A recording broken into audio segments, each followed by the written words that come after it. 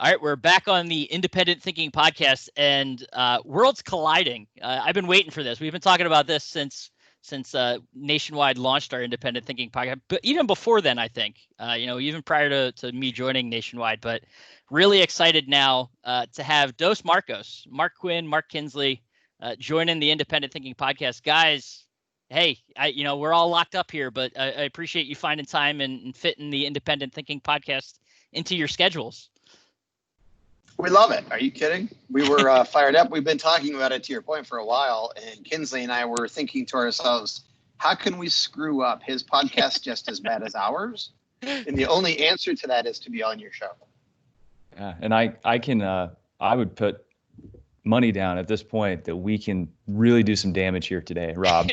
And we'll tread lightly. No, but the way I've been thinking about this is like, it kind of feels like that Dick Wolf universe, NBC. He's got all those Law and Order shows, and we've kind of been existing in this, parallel universe. And now we get to finally have our crossover. We got Law and Order, SVU crossing over with whatever, his Chicago. That's what it is.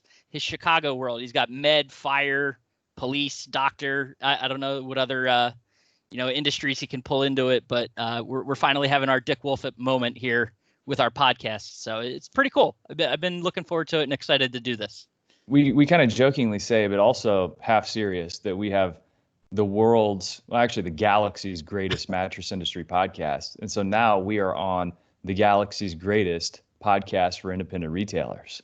See that? By far. It is a collision. I mean, if this is like galaxies coming together, who knows what can happen? We actually had an astronaut on our show. You've had Mike Massimino on your show. Yep. We had his friend, Chris Cassidy, who's currently on the space station. He just did a spacewalk. And so these guys have been in the galaxy. They understand what's going on, and we'll take that endorsement, even if they didn't give it to us. You know what?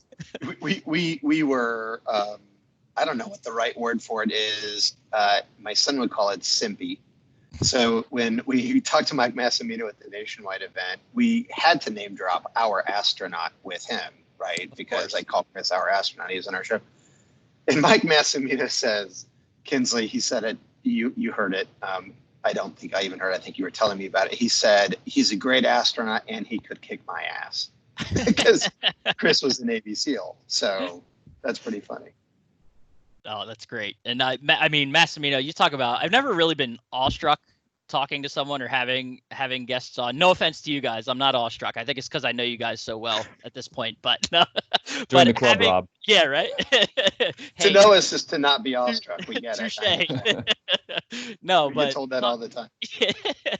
Having an astronaut, I'm sure you guys could probably, say this as well. It was really, I mean, I had the questions lined up. I went through them, but like I sat there giggling half the time because I was like, I have an astronaut on my show. This guy has literally been out of this world, and he's sitting here talking to me about what that experience was like and trying to relate it in some way. And he, to his credit, he did it beautifully, relating it to independent retail and like business lessons that our members could take away from, his experience fixing the Hubble telescope.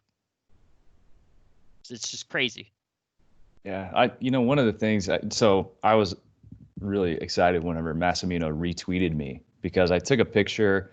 I jotted down a few things he said during his speech when we were at Nationwide Primetime in Houston, and he has over 1 million followers. He retweeted it, and I thought that was really cool. But one thing that I consistently see from astronauts and people that talk about speaking with astronauts is how awestruck they are whenever they get out of this world and they reflect back on our planet. And it's not some hippy dippy granola grinding, put a Subaru out on the road type of mentality towards the earth. It's like, feelings of God injected in them, and they see our earth in this whole new way, and they want to protect it because it is this paradise, and they get to watch it live and breathe and change from a vantage point that almost nobody gets to experience. And they're all like that. Every single one that I've come across and all the people that I've talked to that have spoken with astronauts. Kinsley, to make your point, one of the things we asked Chris was, so you're up there for 6 months, because he did a tour already. And I said to him, so what do you do? Like, for 6 months, you're up there. Like, how do you entertain yourself? I mean, you'd think you'd just go stir crazy. And he said, I look out the window. He said, we watch movies and listen to music and stuff. He said, but I look out the window. You don't get to see that view every day. He said, you can just stare at planet Earth and just have this thing, this overwhelming sense of wow. I thought that was a pretty cool way to explain what Kinsley just said. But yeah, no, I mean, only a handful of people have ever been able to stare out the window from space looking down on Earth. And I think the way that Massimino put it, he used to view himself kind of as he grew up, like his vantage point of where he was a resident of kind of expanded. Obviously, growing up in New York to then having the patch on his shoulder, as an astronaut, the American flag patch, and thinking of himself in that regard as an American citizen, and then going up, in space and seeing it, it goes even further and says, that he was a citizen of the world. And to, like you both said, thinking about it as, needing to protect this planet just because of the look he got on it, looking down on it. But we could go on talking about space and astronauts, I think, for a while, but, we'll focus it in a little bit. Before we dive into the obvious stuff, I want to really get to talking about the podcast. Tell us each a little bit about, each of you guys and your backgrounds, how Dos Marcos came together, and sort of how you guys came up in this industry. Start with you, Kinsley. How about we start with me and I tell you about Kinsley? And then Kinsley. We could do that. How about that? The interviewer teed it up in my direction, so I get to take the first swing. Not used to this. Okay. You're not going to be as nice to yourself as I would. So Mark Quinn is my hero, number one. And he knows it. So he actually brought me into the mattress industry as a younger guy than I am now. And he was my client because I was working at a marketing agency, and he worked at Leggett & Platt and handled marketing for them. It's, of course, a big Fortune 500 company, $4.5 billion in revenue. And so it was super fun for me to get involved in the mattress industry. And I thought in the beginning, I'm like, number one, like me and this new client of mine, like we get along great. We're having a blast together, but we're going to be talking about people that bend wire, springs. And like bedding components, and it's just one of many clients that I had, and it ended up being my favorite account, my favorite client, and my favorite industry that I was a part of, the mattress business. And so through a series of events and turns, Quinn and I just kind of took off. We started the podcast when we were at Leggett for a property called Sleep Geek, which Under was protest. Yeah, he didn't I want did to not do want to do it. Well, I mean, come on, Rob, aren't you like, okay, mattress podcast? People are going to rush to that one. Yeah, that sounds highly engaging, highly entertaining. Like, well, what do you talk about? Well, our joke with people always is, you should listen to the podcast. It doesn't suck as far as mattress podcasts go. It's not as bad as you might think. Anyway, Kinsley, keep going. I had a radio background though, so I did a daily talk show for 4 years, every single day, 2 hours of talk. It was not music, and I'm like, man, don't worry about the formatics or the subject matter. We can take the mattress industry, and it's a vehicle for talking about this really cool space and talking about business and marketing and all the fun stuff that goes along with that.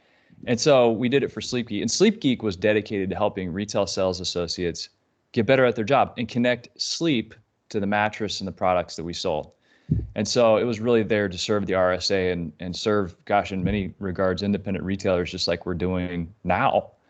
And so Quinn eventually left to start Spink & Co.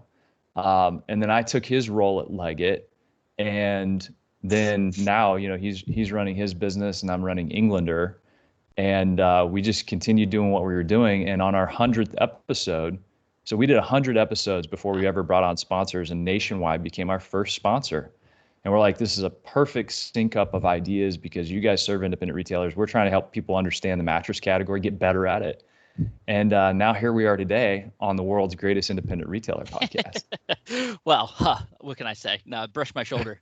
Did I capture? What did I miss, Quinn? Did I miss anything? No, I was going to say, Quinn, any gaps to fill in? No, I don't think so. I was in the industry since I was 23. And so I was with Sealy and Stearns & Foster, and then went to Serta.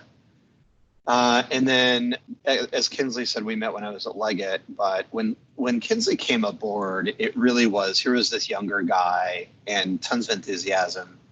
And so he says that about me being his hero. I would tell you that It's probably the same the other way. Like there's a ton of respect, and people don't like.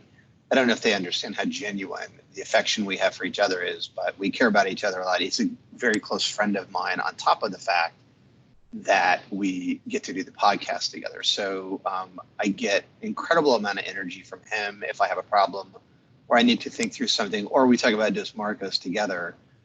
Time flies. It's one of those things, and it's just awesome because you find people that you just have a groove with, but also can feed you and look at things differently than you do and challenge you and hold you accountable, and all of those really important things that add to your life. And so if he was just like I was, or thought we share a lot of common thoughts. One of them was the idea around the podcast, which was let's help people, right? So we love curators of cool stuff. That's a thing Kinsley kind of brought in terms of vernacular to us. But let's find the really cool stuff out there. Let's celebrate good behavior. Let's promote the industry in a way we think that it needs to be represented. Let's get everyone on the same team. Let's get them to understand that we are on the same team in the furniture and the mattress industry, trying to beat out, other types of things like vacations and remodeling your home. And so let's teach and celebrate good behavior in this industry. And that's what's happened. And it's been so awesome because all these people have come to us, even nationwide, the relationship we have with you. Some of your members, Kinsley and I, just get overwhelmed how grateful we are when we sit and talk to those guys and they teach us, right? They're teaching us about what they do. They're teaching us about what works for them.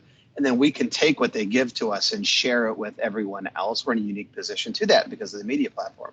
So I don't know. It's just been awesome. So again, I kicked and screamed going into it. But Kinsley's like, no, let's do it. And thank God we did because we've had a lot of fun. So Kinsley, what, 150 episodes now? Or we just cracked 160 episodes, and they're all up at mattresspodcast.com. If you want to go back and just get caught up, it shouldn't take you very long. Yeah.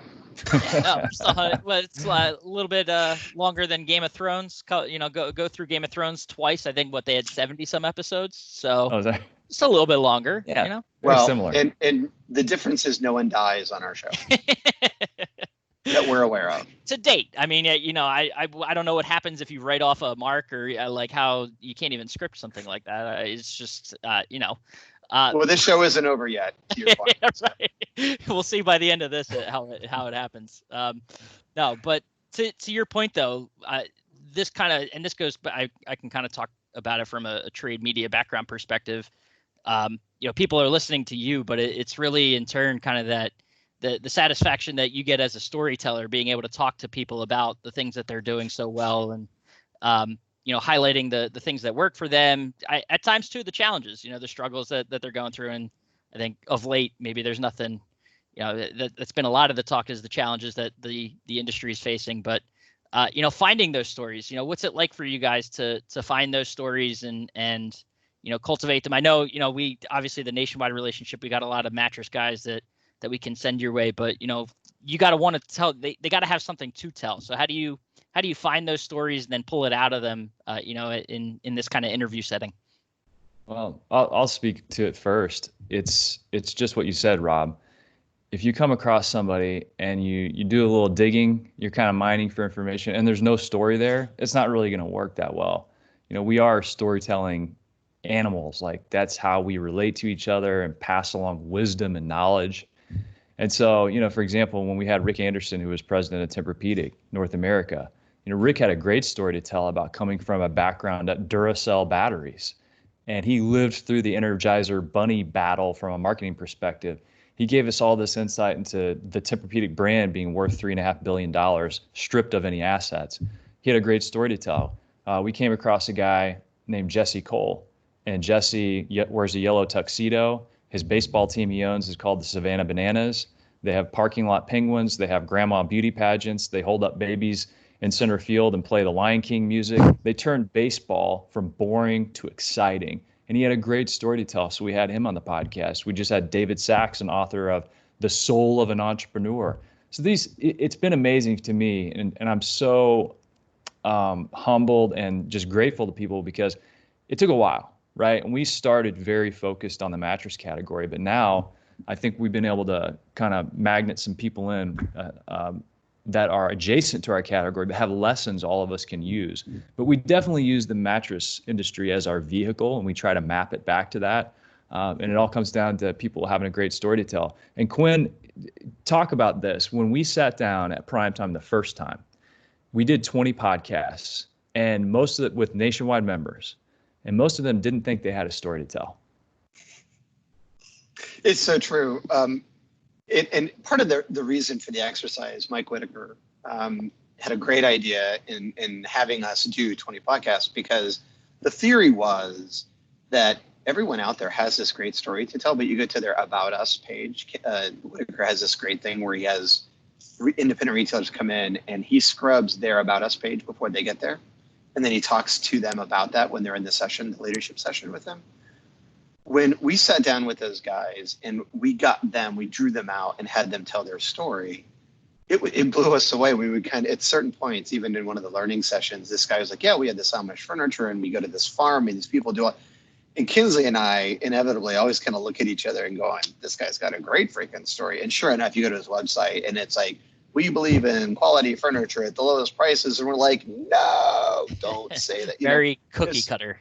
Yeah, you have so much more to say. So we love geek out on the fact that we can like bring that out. And then we try to say to them, listen, if you're going to win in your market, it is really important you connect to people. And the best way to do that is to share part of who you are.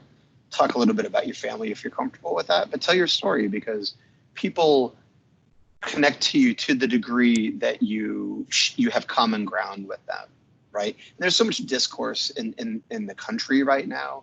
I really think that's a solution for that too, Rob, because if people were just like sit down and have empathy and try to learn about other people's opinions or learn about other people's businesses in this case, it's amazing how much affection you have towards them once you know, oh my gosh, I love dogs too, or oh my gosh. And so anyway, we think that's a really cool part of what we get to do is help people kind of come to that point. Well, it's that human element. Like when you're on a website, I mean, yeah, you're trying to transact, you're looking for product, but especially and maybe almost exclusively when you're talking about independent retailers, it's that added human element that really kind of distinguishes them from big box and going to sort of these corporate stores where there is no face. It's you're walking into blue shirts, orange shirts, whatever, what have you. Whereas, when you're shopping local, you're helping that family, you're helping, those employees. And I mean, I get wanting to imitate big box in a sense, and just sort of the convenience and maybe price as well, of course. But, it's that human element and being able to be personalized that really separates these members, these companies, these retailers. And they got to exploit that. You got to show that on your website. And what better way? There's an old story I tell about my friends Ray and Kathy Crane's Mattress up in Northern Ohio. And I got to work with them a few years back, and we really dug in, like, what makes your business unique? And I just kept turning the screws. Thankfully, Rob, Ray and Kathy were like, we want to do this. We want to do this hard work. And so I just kept pushing them. What really makes you different? And it all came down to their family. They're a family-owned business. And I said, great, you're a family-owned business. Where's your family on the website? Is your family in all of your advertising? If you can't just say one thing, you have to prove it. If that's your position and that's what makes you unique, then let's prove it in everything you do. People will get to know you. They will trust you. They will want to do business with you. You will become a preferred place to shop. And sure enough, we worked with them. They had meaningful and significant kind of advancements in their business. They stepped away from it. I stepped back, and it was like they had to kind of take it and run with it. And they paused for probably 6-8 months and didn't do anything. And they said, okay, let's trust the process. Let's trust the system that we set up. And they started doing it on their own, writing these really creative radio spots where Ray and Kathy, proving that they were a family, were on audio together or on camera together, and doing these wacky things where Ray was kind of the one that was like all about the numbers, and Kathy was kind of having these crazy ideas. And they took this like template, this idea, and they really blew it up. And I got to see Ray, and this big smile came across his face. And I said, well, Ray, how's it working though? He goes, business is really up. And, you talk about putting yourself out there and putting your family out there, putting a face on the business because that is your differentiation. Time and time again, we talk to retailers all over the country. Even Steven Stone, one of your members, Steven Stone said whenever Alana started going on camera as the face of BedMart, they had high double-digit increases in sales. So it is your differentiation. And I think now more than ever, as people have seen restaurants and bars and businesses closed, even temporarily, some of them are coming back, some of them aren't. Yelp said 41% of people on their platform, businesses, closed permanently. Wow. So when people see this in their neighborhoods and they understand the impact of vacancies and the impact of lack of texture in a neighborhood because that business is gone, I think people are going to want to support that if they're reminded to do so and if they're giving a compelling reason to go shop there. So let me kind of add on to what Kinsley's saying. So if you think about big box compared to independent retailers are actually in ways much better suited to become preferred over the big box as a place to go. And here's what I mean. And here's how you know. So everyone listening to this, that's an independent retailer. I want you to think about your favorite brand. So it could be Apple, it could be Ford, right? You could have been a kid that grew up with your dad, like remodeling cars or reworking cars, reworking engines. So you feel something towards that favorite brand. It could be Rolex, it could be anything. And so the question I have for everyone listening is, do people think about your business or do they feel something about your business, right? So if you think about going out and asking 10 customers, maybe people that have done business with you for the first time or, not the loyal 10-year guys, but say, why did you come here? If the answer is because they saw a sale or there was a special offer, that's fine because it's advertising and it's part of the game. But if they came to you because they connect with you in some way, because they saw the ad with your kid in it, because they like the fact that in Stone's case that Alana, a female, is running the company and they think that's awesome that women are in power positions, whatever those little things are, if they feel something about your business, you then become one step closer to becoming a preferred place to go and not a transactional place to go. And when you flip the switch on, that's where the gold is. And Kinsley and I kind of joke, but the real value in business or in life, right? It's in the intangibles. It's not in, hey, we got to deliver stuff right. We got to have quality. That's all price of entry stuff.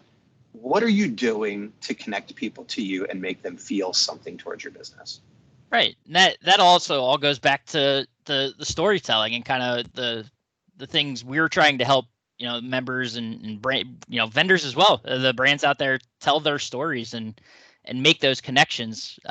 Because like you're saying, a sale, saving a couple bucks is great. The convenience of being able to get it in a certain amount of time, that's awesome. But it's once you get past that, and once you kind of make that connection, that you're not only getting that sale that day, but you're potentially earning a customer for life.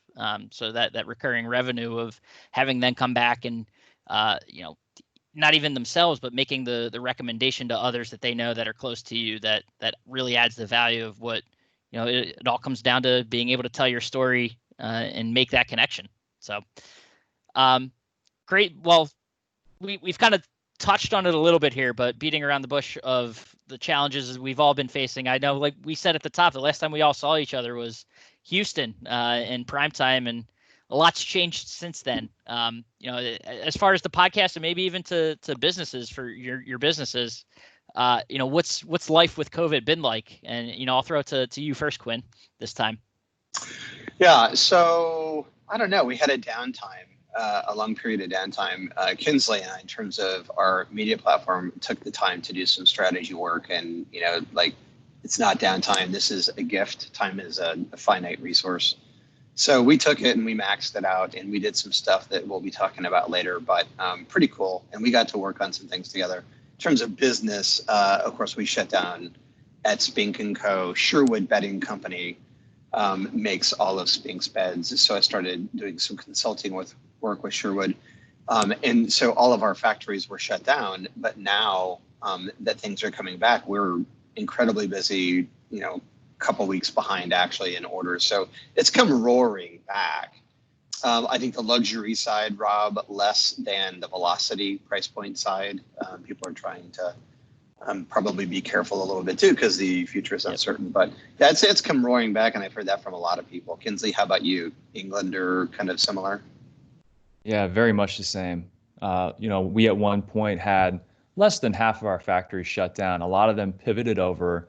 We started making PPE, primarily masks, and that kept them alive as essential businesses. We were providing mattresses to hospitals and places that had mattress needs. And so that was our core focus for a very fair amount of time.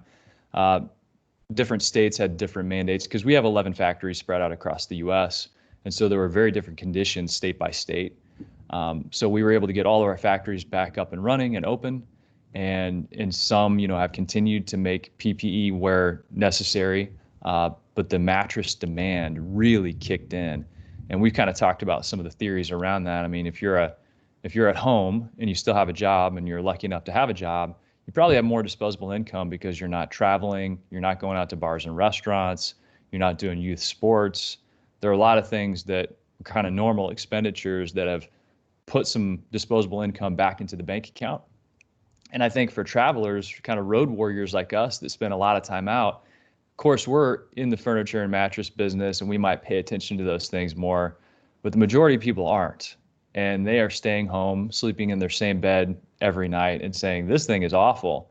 And if this is going to be my nest and I'm not sure how long I'm going to be here, I'm going to spend money on it. That's why we've seen like shortages in landscape materials.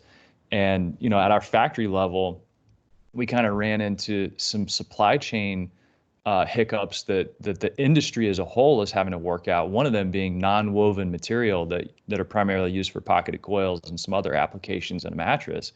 Well, non-woven was being used to make PPE. And so there were shortages of non-woven. We saw some of the suppliers in the industry have trouble getting people to come back to work because many people were making more money on furlough or unemployment. And so we've run into some different supply chain issues that seem to be getting fixed now, and flow through factories is starting to increase. Demand at retail has definitely been there. And the good news has been people have been able to discover, especially at the retail side, some new and interesting ways to handle how people want to shop. I've heard a lot of retailers, especially in the nationwide network, that move to a appointment model. And in the appointment model, if you make an appointment to get your teeth cleaned, you guys are walking out with that free floss and your new toothbrush, and your teeth are going to be clean. Like you made an appointment to get something done. And so I think when people make those appointments, they're coming in, they're going to buy a mattress or furniture. They're there to get it done. They're not there to shop around. And we're probably going to see some higher average tickets because people want to limit exposure. They're not going to jet over to Sam's Club to check out sheets and pillows. They're going to get that full kit right there. So that's kind of the lay of the land right now. And I think a lot of people are holding their breath at this point and saying, is this more like a W recovery where we're going to see a temporary spike in business and then it's going to drop back down? Or are we going to see things kind of level off? So I think once we get past Labor Day, we're really going to have a better sense of that. Gotcha. Hey, Rob, I just want to say something too. We've had a couple people tell us how helpful Nationwide has been.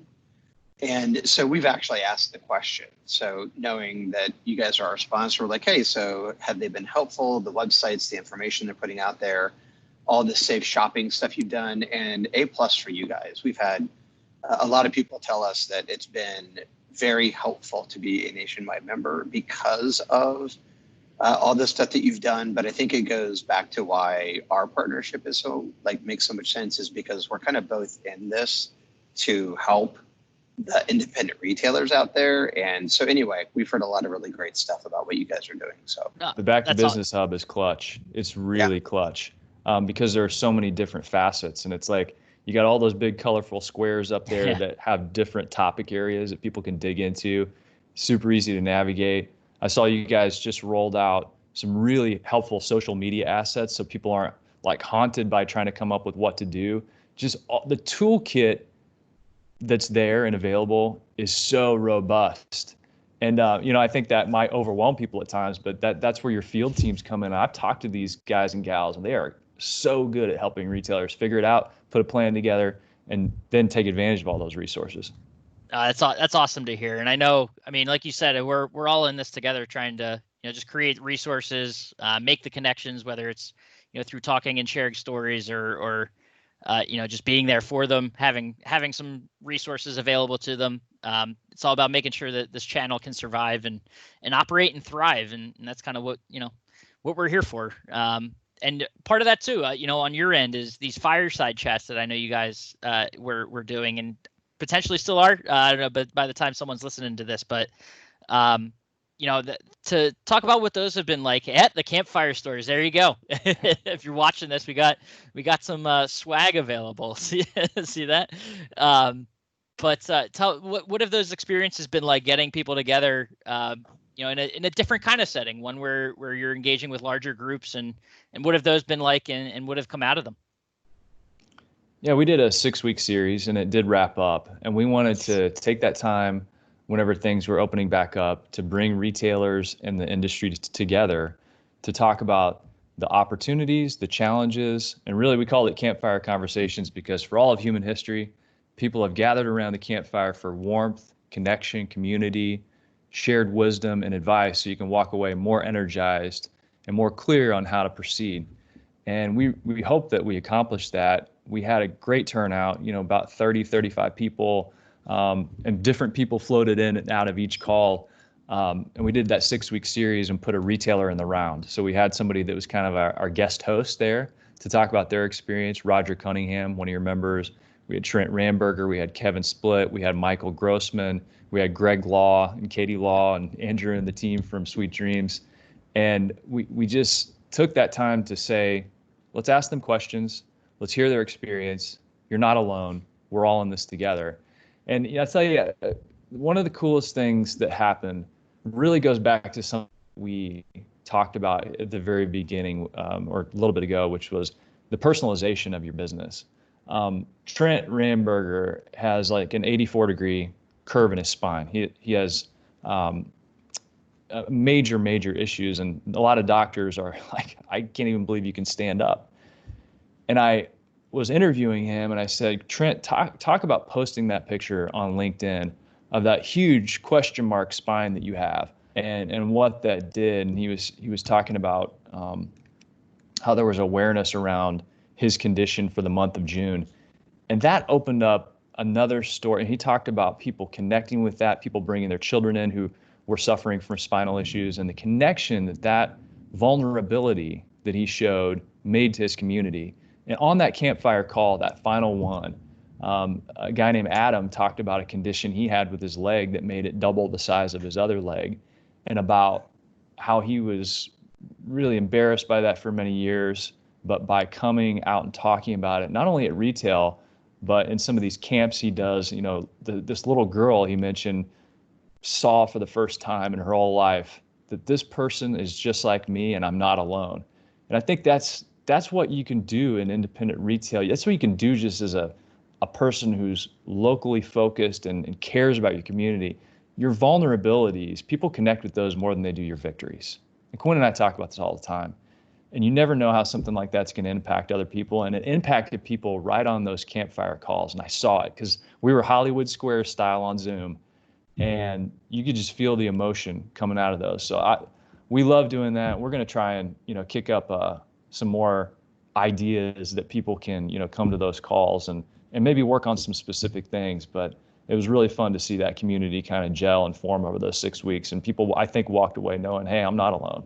That's awesome. And it kind of goes to show that, there are so many inspiring stories in this industry, just from so many, different corners of it, which is kind of a nice segue. I was, planning to ask about, especially during this time too, when you need those kinds of stories to be uplifting to yourself or your business, and just, kind of see that other side. Is there any others like that kind of come to mind as far as what you've seen during this time of COVID that, really stood out to you, maybe from the campfires or other episodes you guys have done, or retailers you've talked with that that really stand out about, just what they're doing, that maybe either caught you off guard, kind of gave you that emotional feeling, anything like that? Well, Great American Home Store in Tennessee, and by the way, the cool thing about the Campfire Talks too is, like, a lot of times people would reach out to us after the show and go, "Hey, can you give me their contact information?" So they wanted to get connected to each other because of what someone else had said. So there's so much value in, like, sitting there going, "Oh my gosh, that's horrible for me too," or Yeah. "I have the same problem." So it's just that, hey man, we're all in the same boat. We're in the same we're in the same storm. We're in different boats, right? And so we saw that a lot. I actually, that story goes, there's another man, Trent's like raking it in here.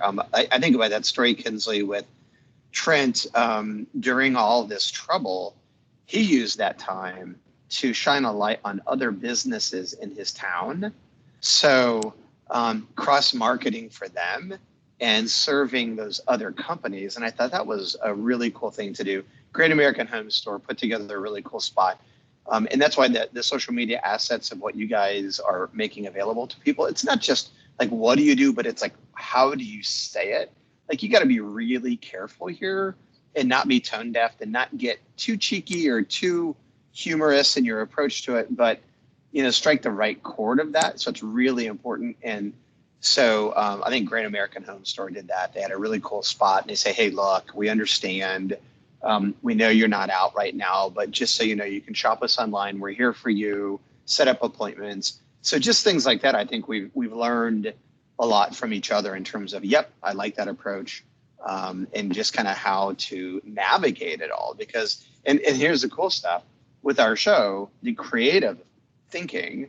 That's so Kinsley is constantly talking about the pirate flag, and if you fly your flag, then people come to you. I'm stealing your story here, Kinsley. Sorry, but but it's such a good start. If you sail into a port, and I'm going to get it wrong, Rob, so just wait for him to correct me at the end of this. I guarantee it. So you navigate your ship into a port, right, and you hoist the Jolly Roger up, then people are going to do one of two things. They're going to, like, come towards you because they're a pirate, or they're going to run like hell because they're afraid of pirates, right? And so with our show and with the whole campfire thing, you raise your flag. This is who we are. This is what we stand for. This is what we want for you. And then people come to you or they run away from you. And that was a great opportunity for people to come to us. So how did I do, Kinsley? Did I butcher you, or? Man, I'm so proud of you. I really am. That was you captured the spirit of it, and that's all that matters. I was watching Kinsley the whole time while you were telling that story to see his face to know if you were on track or not. It seemed pretty good. I mean, I didn't tells in there. In Kinsley's story, he, like, draws it out. He introduces a parrot named Mikey and this whole story. And I'm like, you don't need the parrot in there. It's just the Cliff Notes version. That's all Tighten we need. it up. That's right. Tighten it up. Oh, no, that's awesome. But I mean, as we're kind of coming through this, you guys had an episode recently. Correct me if I'm wrong, but you kind of dove into what the future of this space, of what mattress retailing could look like. You had a future. You might have even mentioned, the name slipping me, but the retail futurist on Doug your Stevens.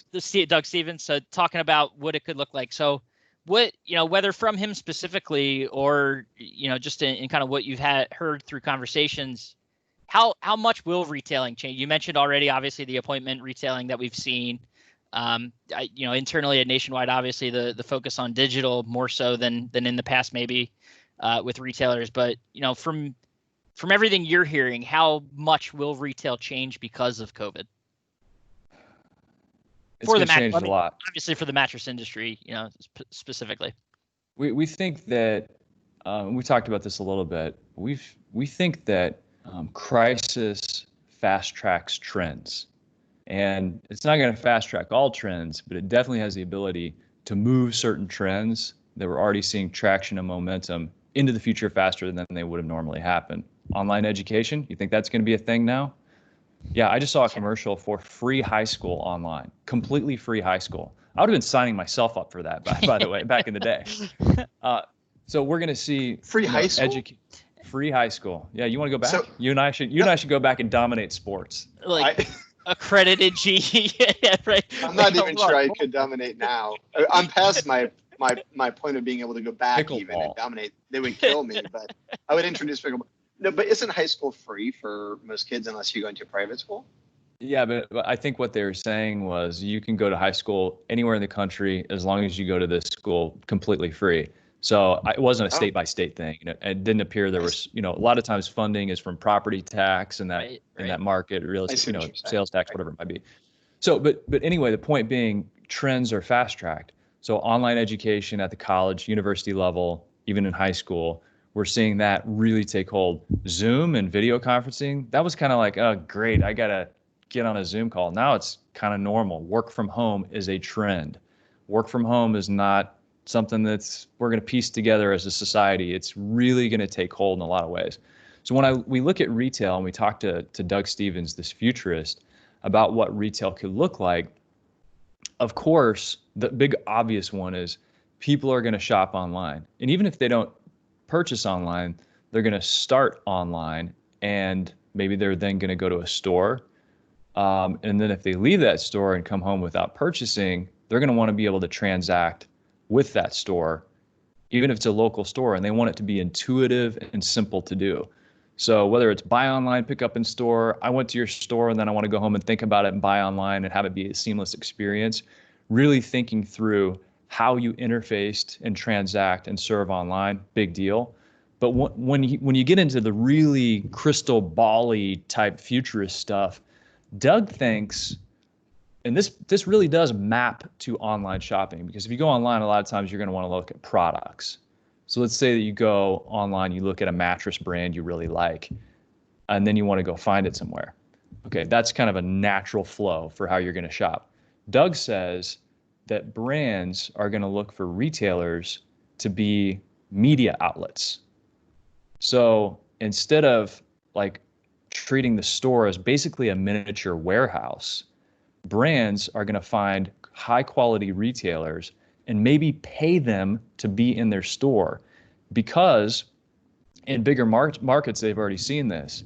If you have a mattress brand that did not have a physical presence in that marketplace, you put in a store, they're seeing an online sales lift of about 30+%, up to 34%.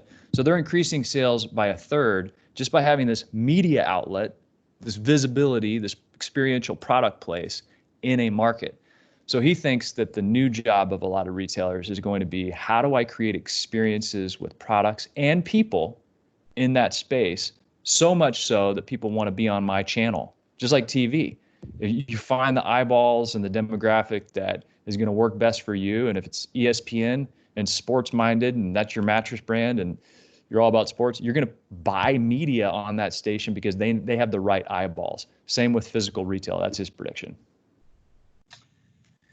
Yeah, and I think further to what he's saying, one of the things I liked that he said was one of the most important things for companies as we go forward is to value creativity in a different way. So value not the IQ, but the emotional IQ. And so people's ability for empathy or to think creatively, because as we go forward, it's those people that are going to have the advantage in the market. If you are listening to this right now and you are a retailer that is a place to conduct a transaction, and you look kind of like the other furniture or mattress retailers or appliance shops out there, then your ability to succeed going forward is going to be limited. So it's the people who stand for something unique, who fit a different niche in the market, who create a killer experience once you're in the store. Those are the people who are going to thrive and survive going forward. So I think there's a lot of truth in that. Right. And funny, it all comes full circle, but it goes back to being able to tell those stories and differentiate yourself in one way or another. And hey, that's what the three of us are here doing. So that's right. It kind of all boils down to being able to stand out and make yourself stand out. And, You know, all you have to do is hop on a podcast and tell a story at the end of the day, right? It's that simple, right? That's So, right. little plug. But well, and it's doing it, and just like you're talking about, you know, when everything changed for us whenever we started going to a weekly podcast, and we know it's simple, and it's like just eat your own cooking here. You know, it's like what we would tell anybody. You got to tell stories, and you got to do it consistently over time, because people, when you disappear, you're gone. You know, if Saturday Night Live started airing on Tuesday nights, people would be really confused. You talked about Law and Order, SVU, or whatever that show. You know, it's on at the same time, Yep. and it follows a similar format every episode because people can make an appointment with it and they kind of know what they're getting into. And it's consistency over time that builds trust and audience and brand and all the things that are going to help you differentiate. So you get in there, you figure out who you are, what you believe, and then you tell your story consistently, not erratically, no spurts and stops. Right. You know, one of the things he talked about, Kinsey, do you remember he was talking about Nike? And they made a big decision at one point that they were going to reduce the number of retailers they did business with.